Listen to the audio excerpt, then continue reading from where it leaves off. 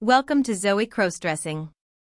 I never imagined I'd find myself under the roof of someone like Miss Evelyn. Everything unraveled the night Emma told me to leave. We'd been together 2 years, sharing a tiny apartment that felt smaller with every argument. Money. Time. Silence. The little fractures that slowly split something once solid. But the truth, the real reason distance had crept in, was something I never dared confess. My name is Noah. I'm 26, a freelance graphic designer, which mostly means sleepless nights, glowing screens, and hoping invoices don't get ignored. My days were predictable and quiet. My nights were different. At night, I locked the bedroom door, pulled a hidden suitcase from beneath the bed, and became someone softer. Silk blouses. Pleated skirts. Perfume Emma had never seen. I never cared for labels. All I knew was that when fabric brushed my skin and I caught my reflection in the mirror, I felt aligned, like the version of me that existed in daylight was only a placeholder. Emma sensed the shift before she understood it. I'd stiffen at her touch. Close the closet door too quickly. One evening she folded her arms and said, "I need space. You've been somewhere else lately." She wasn't wrong. I packed a bag and pretended I had a friend to stay with. I didn't. Hotels were out of my budget, and couches weren't an option if I wanted to keep my secret intact. That's when I noticed the handwritten card pinned to a community board online. Free room. No rent. Quiet home. Privacy respected. Women preferred. Contact Miss Evelyn. I almost ignored it. But that last line lingered. In my suitcase was a carefully wrapped wig. Makeup tucked inside a sock. And a question I'd been too afraid to ask myself: what if I didn't have to hide? Miss Evelyn's house looked like it had stepped out of another era. Ivy climbed the walls. Lace curtains filtered the sunlight. The front door was painted a deep plum shade that felt deliberate, dramatic. It opened before I could knock. "You're not who I expected," she said, studying me in a way that felt unsettling and precise. "I can pay eventually," I rushed out. "I just need somewhere temporary." Her gaze softened, almost amused. "Come in, dear. Let's talk." Inside, everything gleamed. Lavender drifted through the air. Teacups rested neatly on polished tables. Portraits of poised, elegant women decorated the walls, pearls, satin gowns, quiet confidence captured in oil paint. She led me to a sunlit sitting room where tea was already waiting, as if she'd known I would arrive. "I'm careful about who stays here," she said calmly. "You seem in transition." "Just a rough time," I replied. She smiled like she could see straight through me. "You may stay. But I have rules." I braced myself. "What kind?" "Respect the house. No visitors without permission." And she leaned forward, lowering her voice. "No more pretending. If you live here, you live honestly." My pulse quickened. "I don't know what you mean." She laughed softly. "The wig in your bag. The faint powder on your collar. You aren't the first to walk through my door with secrets." Heat rushed to my face. "There's no shame," she continued gently, touching my hand. "But in this house, hiding isn't allowed." "You want me to dress differently here?" I whispered. "I want you to stop dividing yourself," she replied. "Be who you already are." The room she gave me was unmistakably feminine: rose-colored bedding, a vanity table, closets filled with clothing that wasn't mine but looked carefully chosen. I should have left. Instead, I unpacked slowly. I took out my favorite blouse, the soft one I only wore when the world was asleep. Standing before the mirror, I pressed it against myself and felt something unfamiliar. Not guilt. Not fear. Relief. Somewhere down the hall, Evelyn hummed a quiet tune. On my nightstand sat a small glass bottle with a neat label: Bloom Femme, morning only. A folded note rested beneath it. For the girl you're becoming. I didn't touch it at first. For 2 mornings it remained unopened. Evelyn never mentioned it directly, though she'd set breakfast for 2 and say casually, "You should eat after your dose." Her home felt less like a house and more like a cocoon, soft lighting, flattering mirrors, scents that clung gently to the air. Nothing sharp. Nothing harsh. It felt designed for change. On the 3rd morning, sleep escaped me. My heart pounded as though I were standing at the edge of something irreversible. I sat upright in bed, staring at the bottle. I thought of all the nights I had spent hiding in shadows.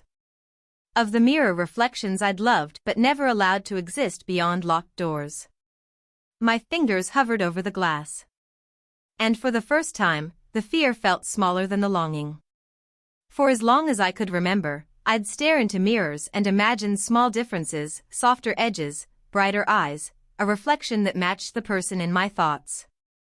That morning, sitting on the edge of the bed, I stopped imagining. I swallowed the pill. It was tiny, almost weightless, chased down with cold water. It had no flavor, no drama. But once it was gone, something inside me shifted, not physically, not yet. Mentally. Like I had stepped through a doorway I'd been standing in front of for years. When I went downstairs, Evelyn didn't ask. She simply smiled, pleased in a quiet way. "Good girl," she murmured, sliding a plate of waffles toward me. "Now we begin." The changes didn't crash over me all at once. They slipped in gently. Evelyn started offering clothes just to try. A floral dress. A soft sweater with leggings. A skirt that swayed when I walked. I told myself I was playing along. Passing time. Exploring. Nothing permanent. But the mirror began telling a different story. The pills, if that's what they truly were, didn't transform me overnight. Still, something was happening. My skin felt smoother. My natural scent seemed lighter. My emotions softened at the edges. I felt less rigid, less guarded. More fluid. More like myself. Yet I kept building a wall in my head. Noah on one side. The girl in the mirror on the other. I tried to separate them, to keep control. It grew harder each day. One afternoon I laughed at something Evelyn said, a bright, unrestrained giggle that surprised me. My posture had changed without my permission. The way I crossed my legs, the tilt of my head, it felt instinctive, not performed.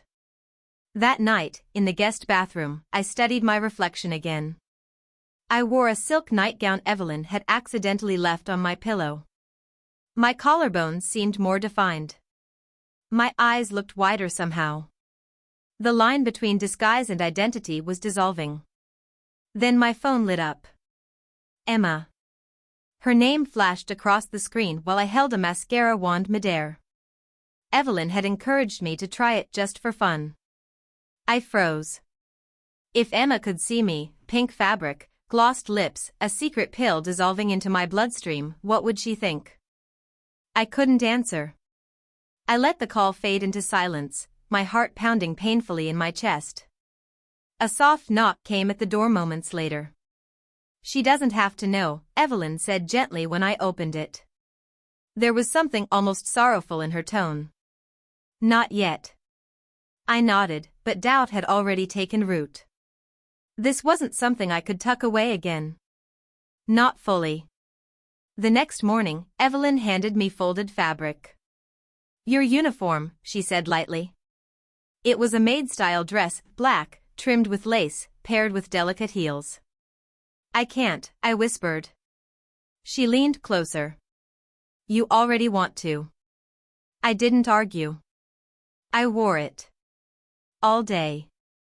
By week's end, my inner voice had shifted. The question was no longer should I be doing this? It had become how far am I willing to go? On Thursday afternoon, as I dusted shelves in a soft blue blouse and fitted skirt she'd chosen for me, Evelyn spoke casually. "Oh," Emma called. "She's coming tomorrow." The duster slipped from my fingers. What? My voice cracked, not just from panic, though that was there, but from the faint higher pitch I'd begun noticing. She's worried, Evelyn said calmly, sipping tea. She wants to see you. My chest tightened. I had ignored every text, every missed call. I thought silence would protect us both.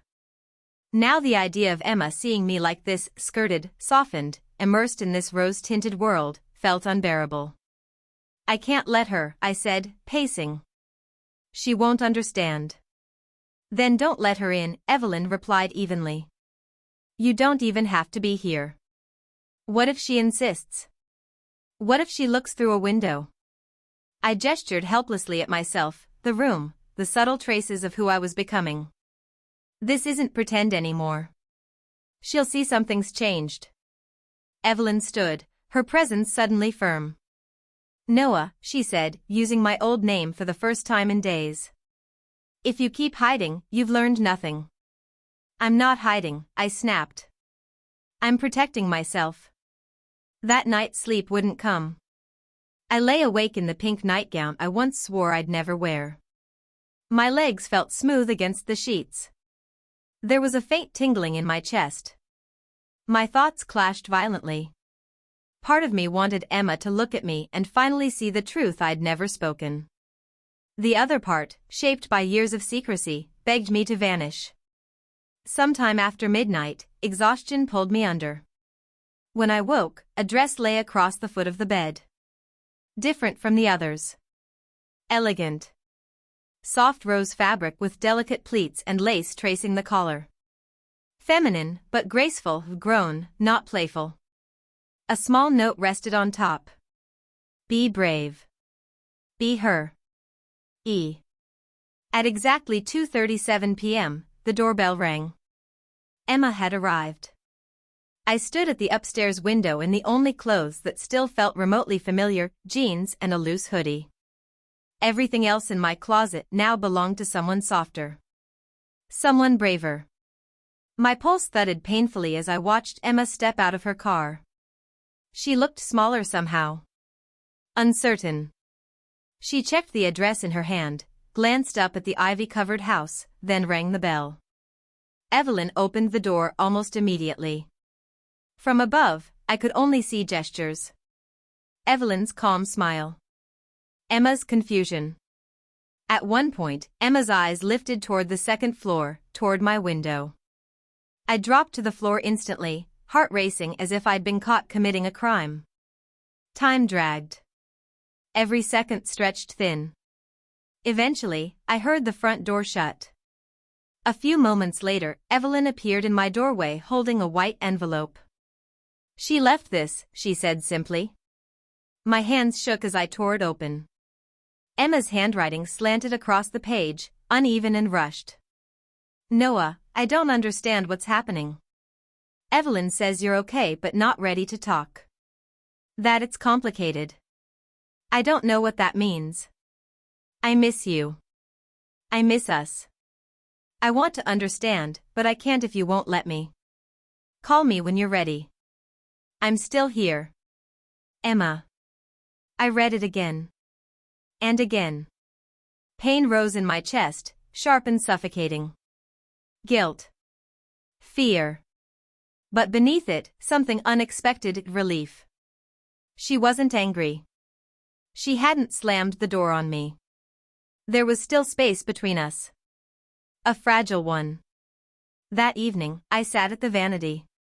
The rose-colored dress Evelyn had chosen earlier hung untouched behind me.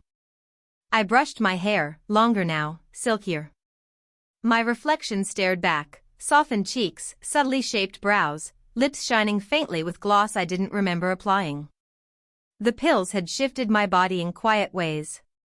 But the bigger change wasn't physical. I was surfacing. Someone I'd buried years ago was stepping into the light, and I was terrified of letting Emma meet her. My phone rested on the vanity where I'd left it charging. Except, it wasn't exactly where I'd left it. It had moved slightly to the left. Only inches. But I was precise about placement. It was a habit, control in small details. I picked it up. One new message from Emma. I saw you through the window. You looked different. Who was that girl? My breath left me. She had seen me. Through the curtain. In a reflection. Somehow, despite all my careful hiding, she had caught a glimpse. Or maybe, part of me hadn't hidden at all. I wanted to respond.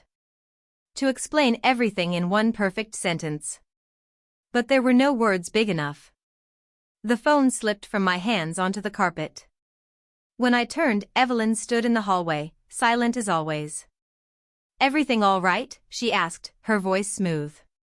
I think Emma saw me, I managed. Evelyn didn't react. And what do you want to do about that? I'm not ready, I whispered. Not like this. I didn't want her to find out this way. She stepped closer, glancing at the fallen phone. She knows something, Evelyn said softly. The mirror you were hiding behind, it's cracked now. Her words lingered long after she left. That afternoon, I tried to reverse everything. I pulled on jeans again. The oversized hoodie. I tied my hair back tightly. Washed off every trace of makeup. No perfume. I tried to fold her away. But when I passed the hallway mirror, she was still there. Not because of clothes. Because she was in my eyes. In the way my shoulders rested. In the softness of my expression. The illusion of control was gone. Then the doorbell rang. My stomach dropped. Emma? I hurried to the top of the stairs and looked down. A man stepped inside. Late 40s, polished, confident. He leaned in and kissed Evelyn's cheek as if it were routine. They spoke quietly, too low for me to catch. I stayed upstairs, tension coiling inside me. Minutes later, Evelyn's voice floated up the staircase. Noah, sweetheart? Come down a moment. My pulse roared in my ears. I slipped on socks to buy time. Breathed in once. Twice. Then I started down the stairs, each step heavier than the last. The man sat comfortably in the parlor as if he belonged there. He studied me with polite curiosity and offered a smooth, practiced smile. This is Mr. Harrow, Evelyn said warmly. An old friend. He works with the foundation. What foundation? I asked, staying near the doorway. Evelyn's eyes lit up. The Serafina program. It's a private support network for people like you. Mr. Harrow inclined his head. Evelyn has told me about your journey. You're progressing beautifully. If you're willing, we could help you take the next step. My stomach tightened. Next step? Legal identity transition. Travel arrangements. Proper medical supervision. A complete fresh start, he explained calmly. You wouldn't have to return to your old life at all. The words crashed over me. You're asking me to disappear? He chuckled softly. We're offering you freedom. Isn't that what you've been searching for? I looked at Evelyn. She didn't answer, just watched me with quiet pride. And suddenly everything clicked. The free room. The carefully chosen clothes. The pills. The encouragement disguised as kindness. The slow shaping of my world until it revolved around who they thought I should become. This hadn't been accidental. It had been curated. A careful unfolding. A plan. I need air, I muttered, backing away. Neither of them stopped me. I stepped outside barefoot, the cool ground shocking against my skin. My pulse pounded in my ears. I hadn't come here to be reinvented. I had only wanted space, to explore something private and fragile. But now it felt like that fragility had been taken from me. That night sleep wouldn't come. My thoughts tore at each other. Was Evelyn saving me? Or steering me? Had I found myself, or simply stepped into someone else's script? The mirror offered no answers. It showed someone undeniable, no longer entirely Noah, not fully anything else either. Just suspended between versions. By morning, anxiety coated everything. The room that once felt gentle now felt staged. Lavender no longer soothed, it suffocated. Even the fabric brushing my skin felt deliberate, like part of a costume I hadn't consciously chosen. The pill bottle sat on the vanity. I picked it up, unscrewed the cap, and set it down untouched. My heart raced as if I'd broken a rule. At breakfast, Evelyn was composed as always. She chatted lightly, poured tea, passed toast. Only as I stood to leave did she speak. "You're moving backward," she said without looking at me. "I'm thinking," I replied. She exhaled slowly. "Thinking is what you did when you ran from your girlfriend. From yourself. Now you're just postponing." I clenched my fists. I didn't agree to be reshaped. I needed a room. Not a transformation. She finally met my eyes. "You arrived here already cracked open, Noah. I simply helped you see what was inside. You liked what you saw." "I don't know," I admitted. She didn't argue. Later that day, unease drove me to search. Drawers. Closets. The downstairs study. I needed something solid, proof of what this house truly was. Behind a row of old books, wrapped carefully in silk, I found a photo album. The first pages showed a younger Evelyn at galas and formal events, always beside elegant women dressed in pearls and satin. They looked radiant. Then I turned a page, and my breath stopped. The woman in the photograph looked almost exactly like me. Not identical, but close enough to make my skin prickle. Same bone structure. Same hesitant gaze. Only she was fully transformed, hairstyled, lips painted, posture confident. The caption read, "Sasha. Week 6. Breakthrough." I flipped further. More faces. Before and after sequences. Each before uncertain. Each after glowing, poised, complete. I shut the album hard. Were they tenants? Participants? Where were they now? Why hadn't I heard of this program anywhere? Why did it feel so hidden? My breathing turned shallow. When I turned around, Evelyn stood in the doorway. "You found it," she said calmly. "Who are they?" "Women who were lost," she replied. "Just like you." "And what happened to them?" "They became who they were meant to be." I shook my head.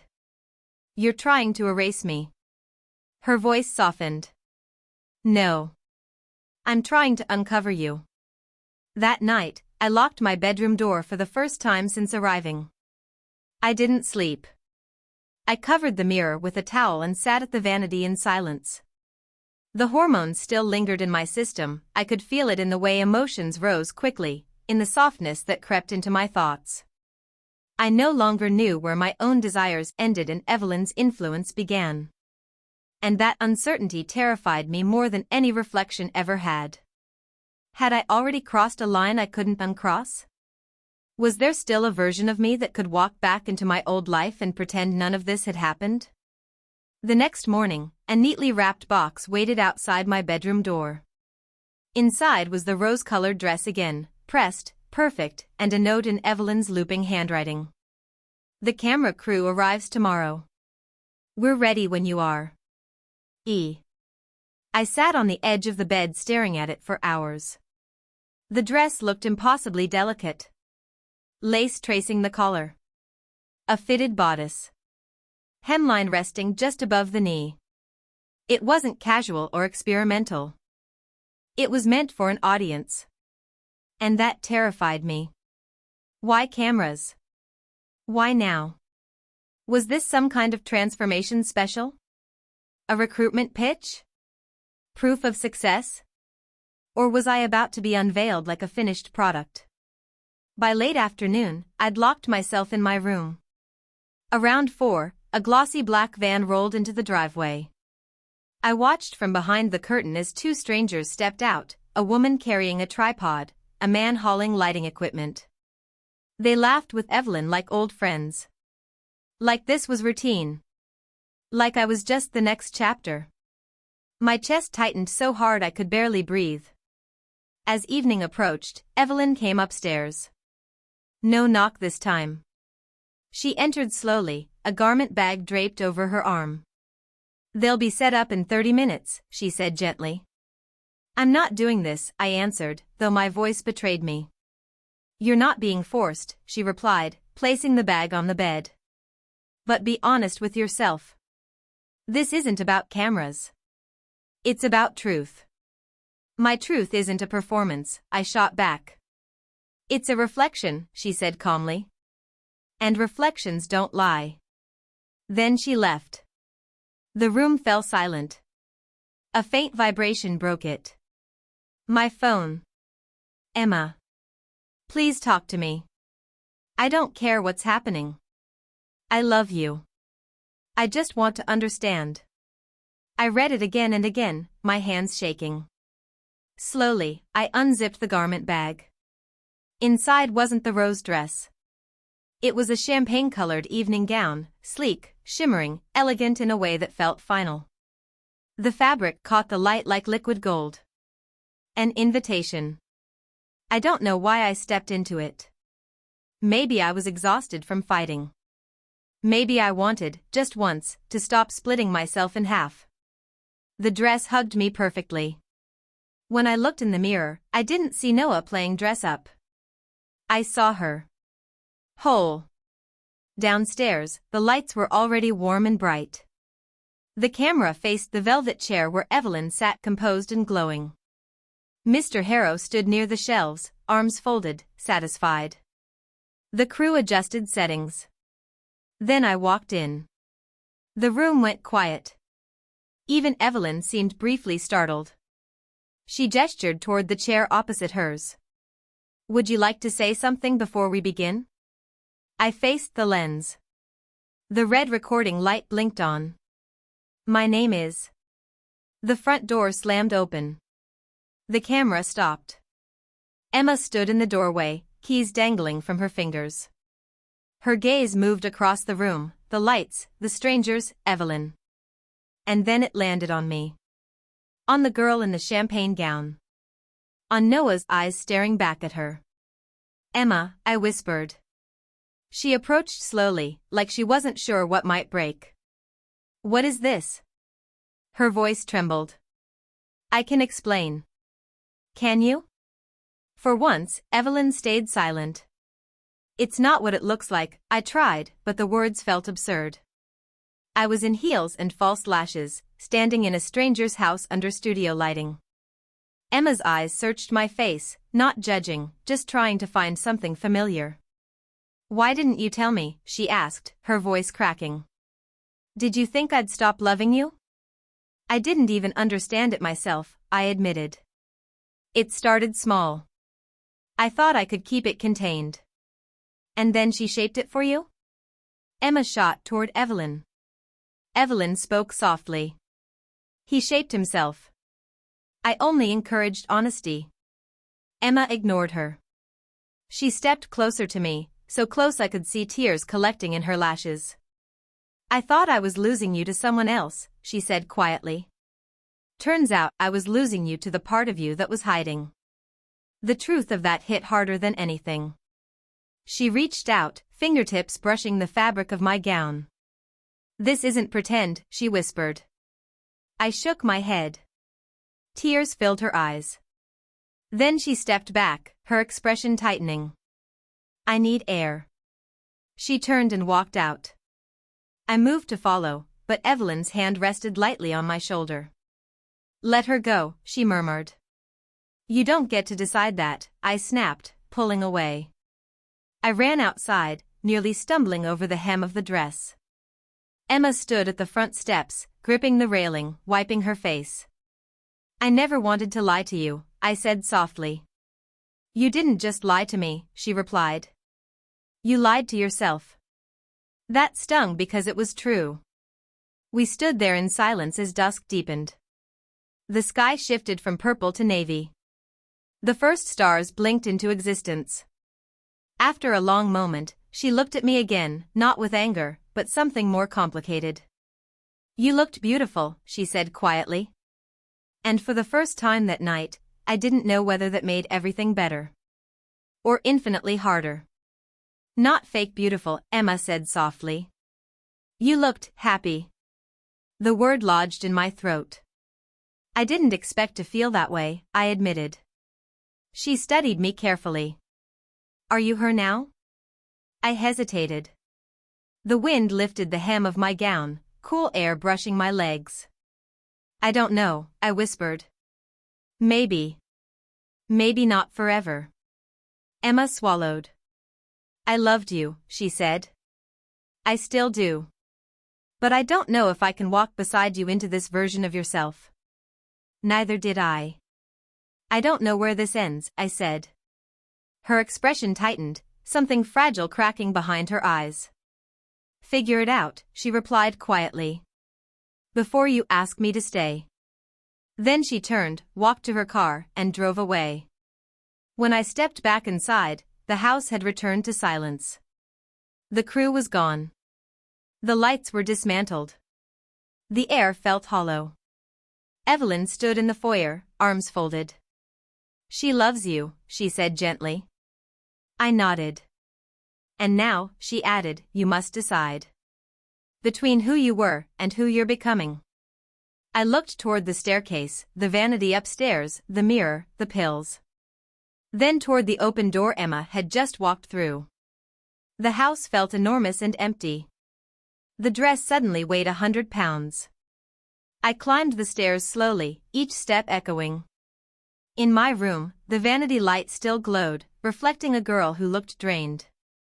Mascara smudged. Gloss faded. Eyes rimmed red. Still there. Still real. I picked up the bottle of Bloomfem. The cap twisted off easily. A small pink pill rested between my trembling fingers. This wasn't pretend anymore. Not a costume. Not curiosity. My skin had softened.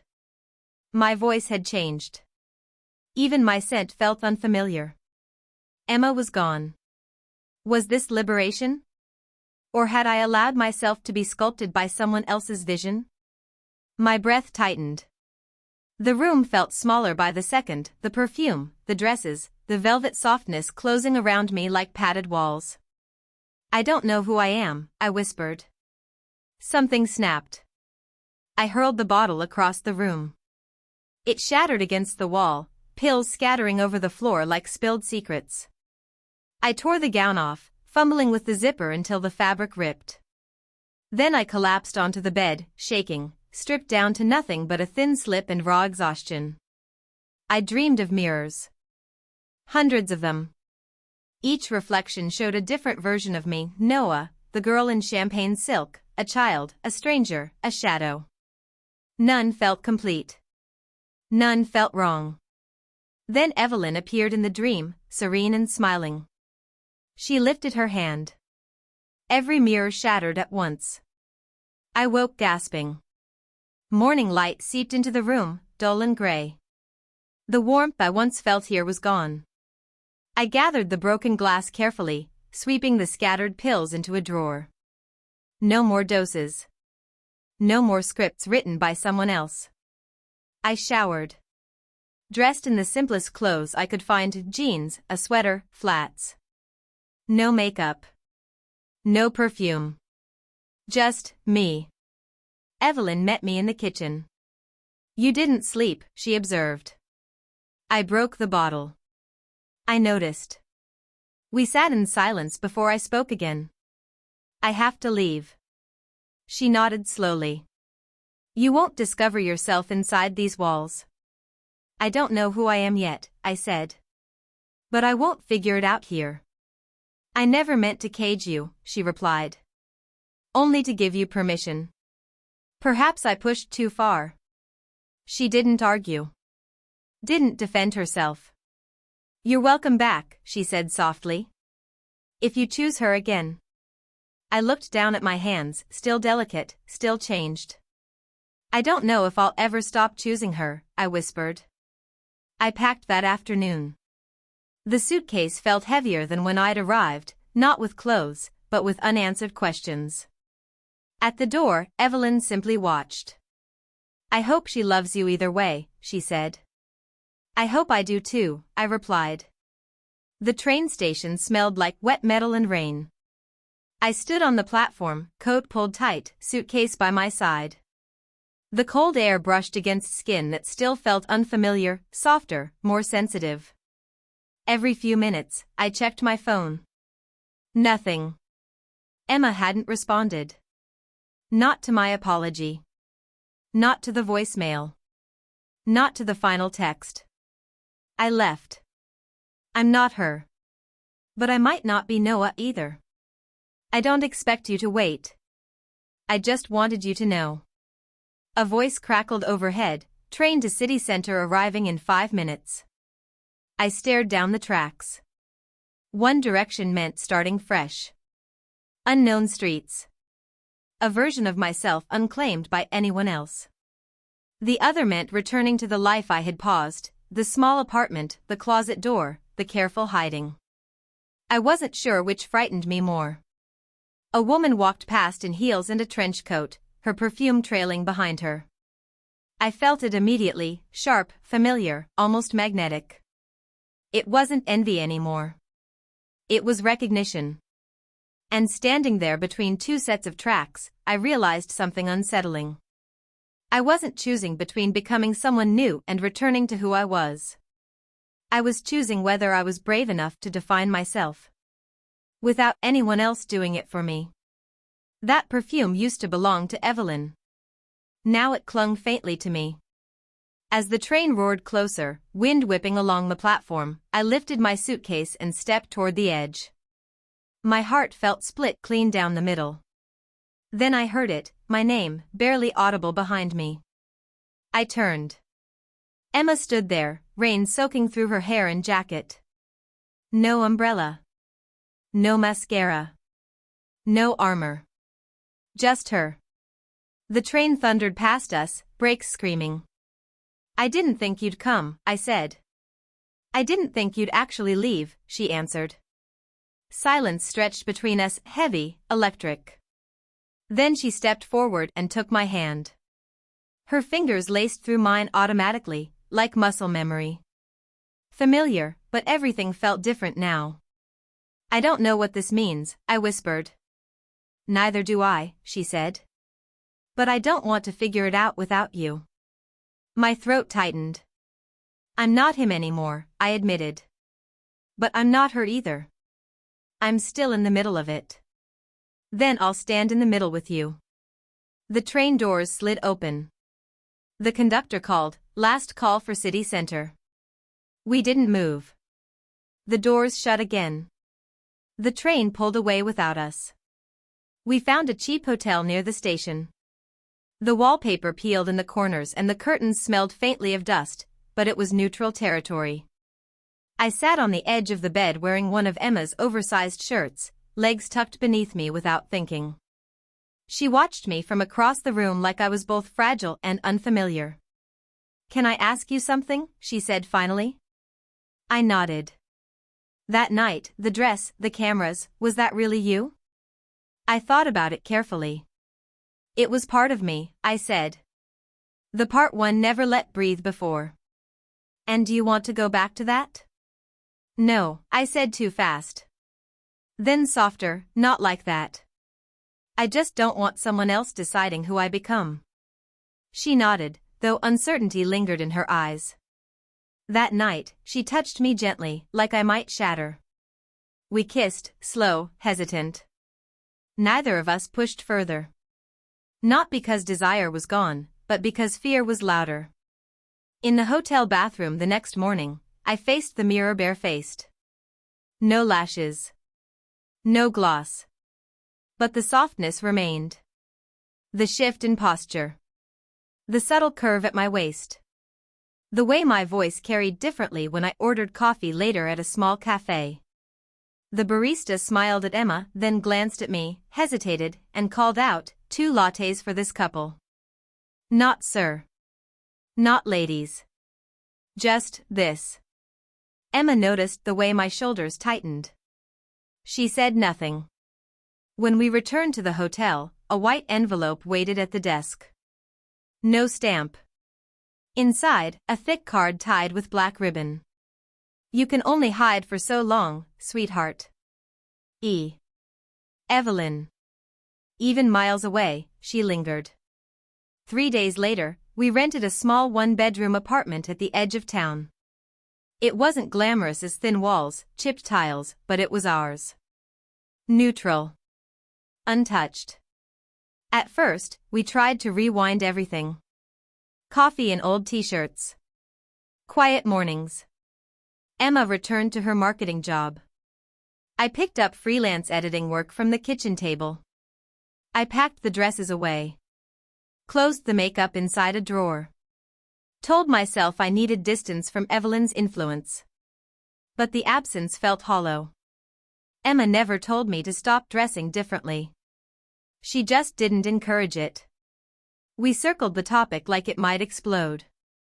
One evening, I came to dinner in a loose blouse and leggings, a faint tint of gloss on my lips.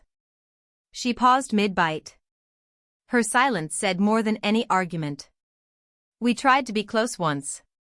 It began softly, familiar. But when her hands slid along my hips that had subtly shifted, she stilled. Her eyes searched my face. "I'm sorry," she whispered. She turned away. I stared at the ceiling long after she fell asleep. The hormones had stopped, but my body hadn't fully returned. My voice hovered somewhere in between. When I said my old name out loud, it sounded distant, like a password I'd forgotten the meaning of. One morning she left early. A sticky note on the fridge read, "Working late. Don't wait up. XX. No love." That absence hurt more than shouting ever could. I opened the drawer that afternoon. My fingers brushed the makeup brush. And I gave in, not dramatically, not extravagantly. Just a soft version of myself. My favorite jeans. A pastel top. Light eyeliner. No wig. When Emma came home, she stopped in the doorway. "You look peaceful," she said. "I am," I answered. She nodded and walked past me. We didn't share the bed that night. That was when I understood something that frightened me more than Evelyn ever had. Emma wasn't afraid of who I was becoming. She was afraid she wasn't part of it. 3 weeks slipped by. We became polite roommates orbiting separate routines. She worked later hours. I spent more time online, searching for language that matched what I felt. Some days I dressed in hoodies and denim. Other days in blouses and subtle makeup. No matter what, the world reacted. At the grocery store, a cashier called me ma'am, then corrected to sir. A stranger at a cafe bumped into me, apologized, then lingered, eyes flicking over me as if trying to solve a puzzle. I realized something slowly, quietly. It wasn't the clothes confusing people anymore. It was me. And for the first time, I wasn't sure if that uncertainty was something I needed to fix. Or something I finally needed to accept. Never mind, he muttered, awkward, hesitant. After that, I stopped going to public bathrooms entirely. Too many stares, too many eyes, too much fear. Emma tried to be supportive, at least on the surface. One night, after a humiliating trip to the pharmacy, I came home in tears. A group of teens had snickered behind me, whispering just loud enough. "Is that a dude? Look at the hair. But the lips." Emma sat beside me on the couch, rubbing my back, trying to comfort me. Then she said softly, "Why not just go as Noah until things settle?" Not cruel, not intentionally harmful. But it stabbed. "That's not who I am anymore," I whispered. She didn't argue. Didn't hug. Just held her cooling tea in her hands. Silence stretched. I began walking at night, alone. Fully dressed in my version of femininity, not Evelyn's extreme glamour, but soft sweaters, casual dresses, tights, loose cardigans. Those quiet strolls were the only time I felt whole. One night, passing a parked car, I caught my reflection and smiled. For the first time, I didn't flinch. I smiled. She smiled back. Days later, Emma invited her sister and 2 friends for dinner. I offered to stay in the bedroom, let them catch up. Emma refused. "You're part of this life now," she said. I dressed simply, jeans, pale yellow blouse, soft lip gloss. Safe, muted, familiar. When Dana, her sister, arrived, her eyes widened. "Oh, you look different," she murmured. Emma jumped in, "They've been going through some things. It's been a journey." Dinner was quiet, awkward. Side glances, unfinished questions. In the kitchen, I overheard one whisper, "So, what is she now? Full-time?" Emma replied, softly, almost helpless, "I honestly don't know anymore." I lingered in the kitchen, pretending to yawn, then went to bed early. The next morning, a note lay on the counter. "Sorry about last night. Didn't know what to say. You looked beautiful. I just need time. I stared at it. Then lit a match and watched the paper burn. Lavender and rosewood filled the air as the flames consumed the note. Later, walking home from a late pharmacy run, bundled in my coat, head low, I passed a woman outside a bookstore. "Darling," she said smoothly. "You left without saying goodbye." Evelyn. Poised, graceful, untouchable. Her coat cinched tight, heels sharp against wet pavement. "What are you doing here?" I asked. "I knew you'd come back," she replied. "I'm not back," I snapped. "I'm surviving." Her smile softened. "Is that all you want?" I tried to walk away, but she followed. "You looked miserable in that apartment." Emma's floundering. "You're questioning yourself every day." "For what?" "A halfway version of who you could be." I stopped. "You don't know me anymore." "I know you better than she ever will," she said. Her voice wrapped around me like silk. "You still wake up wondering if today's the day you wear mascara.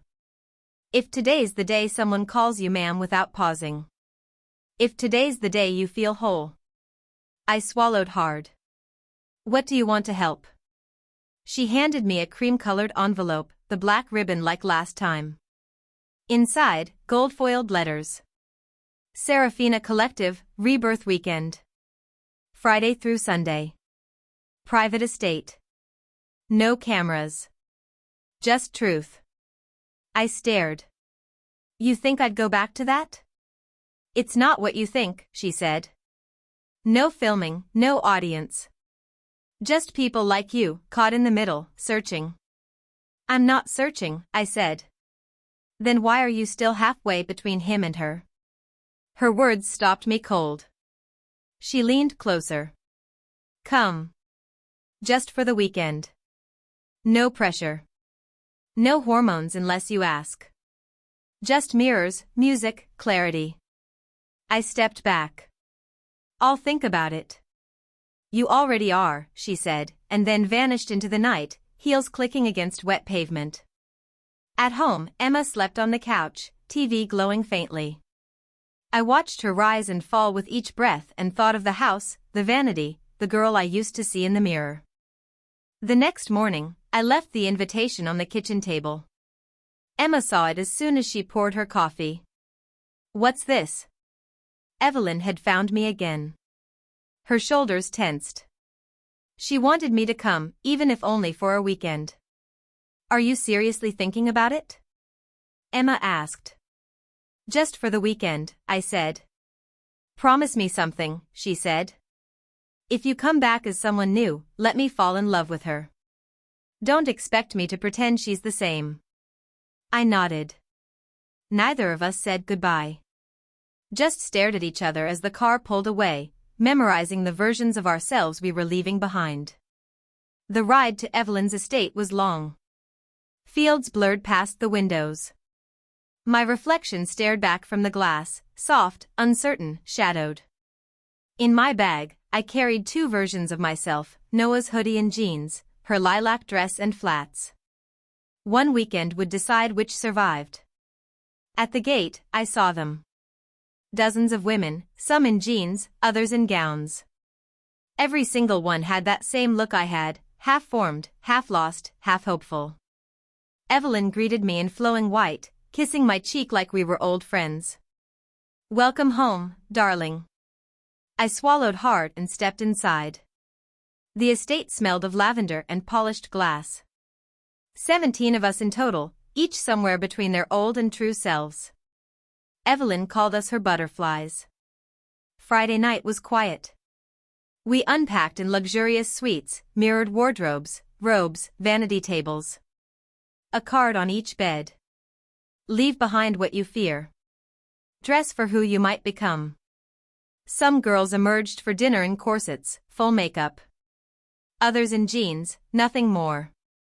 I chose my lilac dress, remembering Emma's words, "Let me fall in love with her.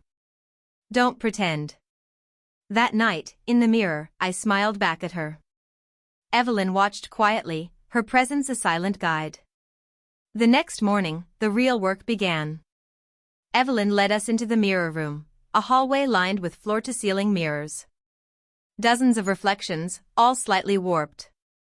One stretched my eyes, another flattened my body, one showed me 5 years ago, hoodies, stubble, tired eyes.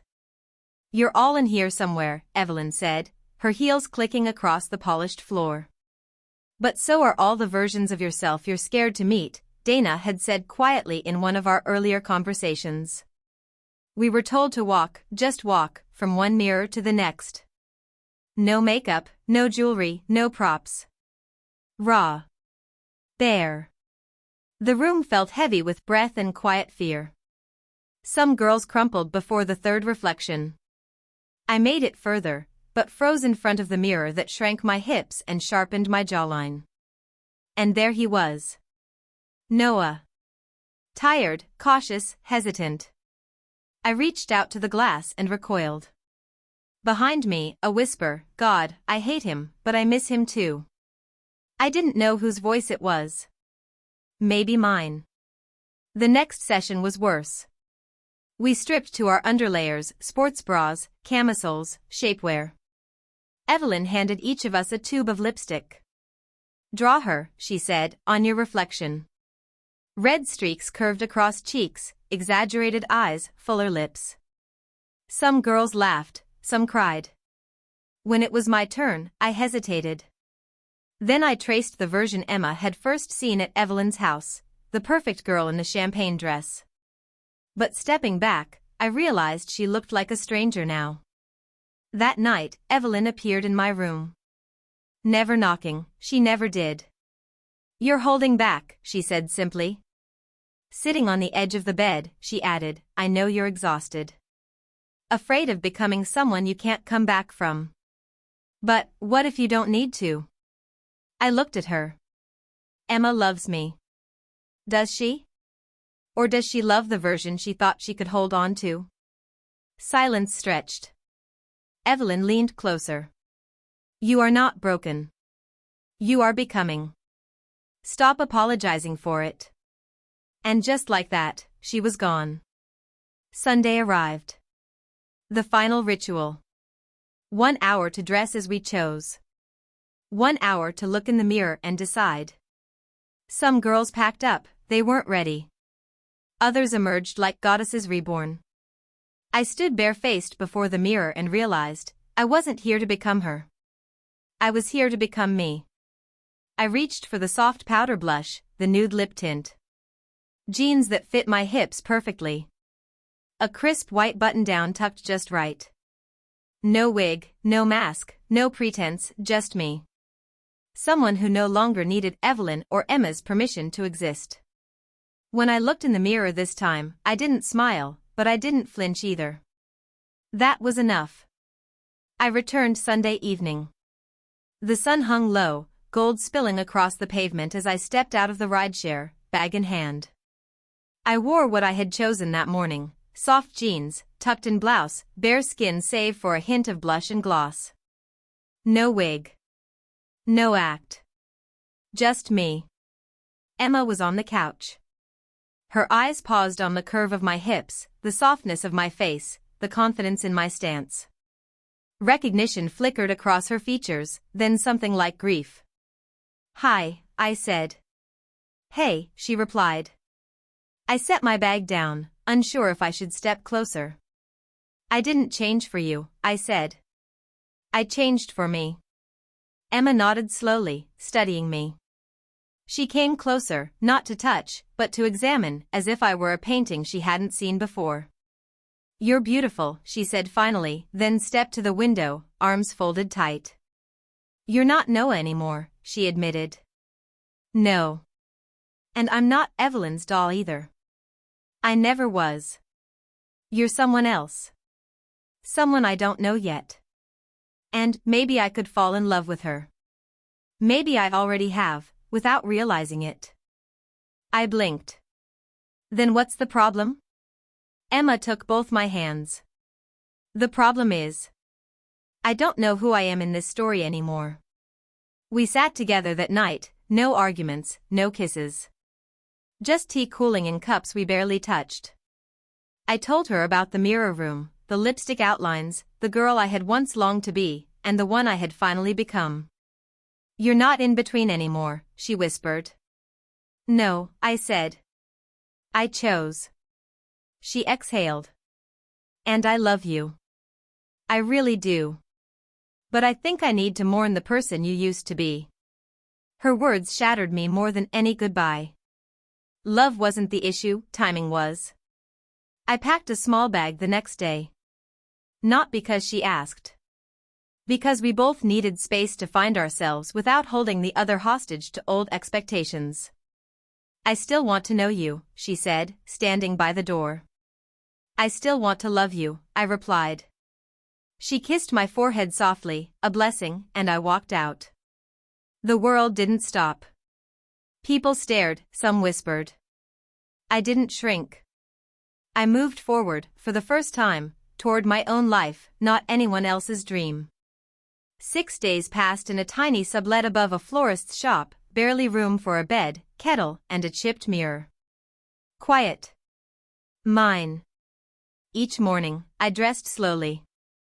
No rush, no audience. Tuck, zip, dab, blend, clip.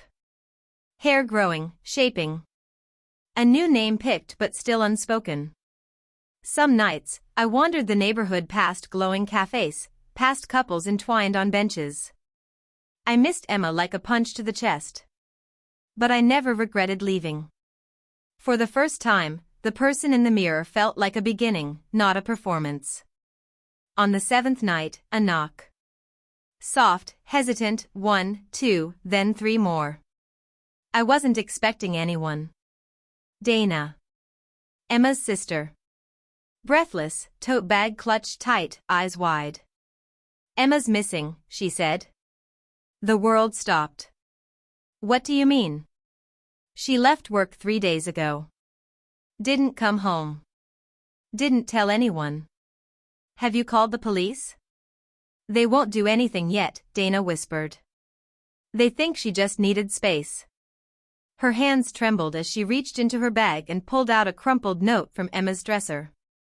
One line, barely legible. "I need to know what Evelyn saw." My stomach dropped. Dana's eyes searched mine, desperate. "I don't know who else to turn to." "You know what Evelyn is capable of."